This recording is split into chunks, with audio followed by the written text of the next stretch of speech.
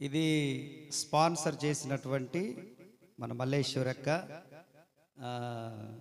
ఆమె తూనికల ఆఫీసులో పనిచేస్తూ ఉంటుంది ఒక ఆఫీసర్గా. వాళ్ళ కుమార్తె విషయంలో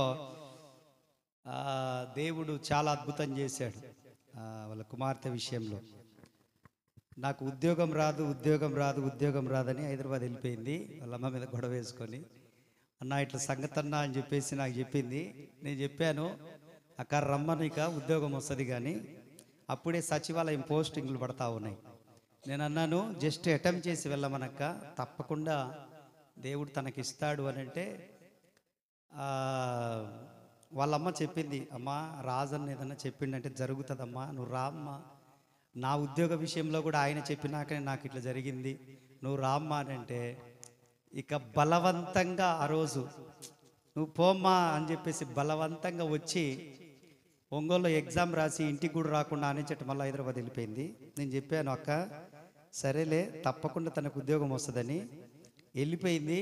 శనివారం రోజు అపాయింట్మెంట్ లెటర్ వచ్చేసింది, ఆర్డర్ వచ్చేసింది. శనివారం రోజే దేవుడు మెసేజ్ పంపించాడు, ఆ ఉద్యోగం వచ్చింది. వినండి చప్పట్లు కొడుతురు కానీ ఉద్యోగం వచ్చిన తర్వాత దాన్ని సంతకం పెట్టడానికి అమ్మారు అసలు ఒప్పుకోలే.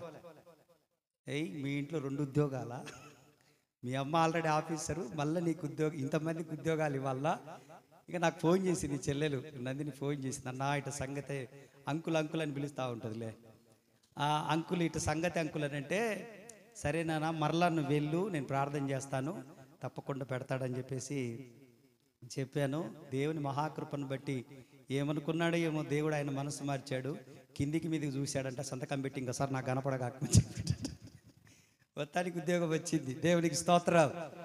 చేస్తూ ఉంది చేస్తూ ఉంది చేస్తూ ఉంది, కొనకల మెట్లలో చేస్తూ ఉంది. మళ్ళీ పోయిన నెలలో వాళ్ళ అమ్మ వచ్చి, అన్న మార్కాపురానికి ట్రాన్స్ఫర్ అయ్యేటట్టు ప్రార్థన. సరే మార్కాపురంలో ఖాళీగా ఉందా, సరే పో ప్రార్థన చేస్తారని చెప్పి పో అని చెప్పేసి మరలా తెల్లవారుజాము ప్రార్థనలో ఉపవాస ప్రార్థనలో పెట్టాను.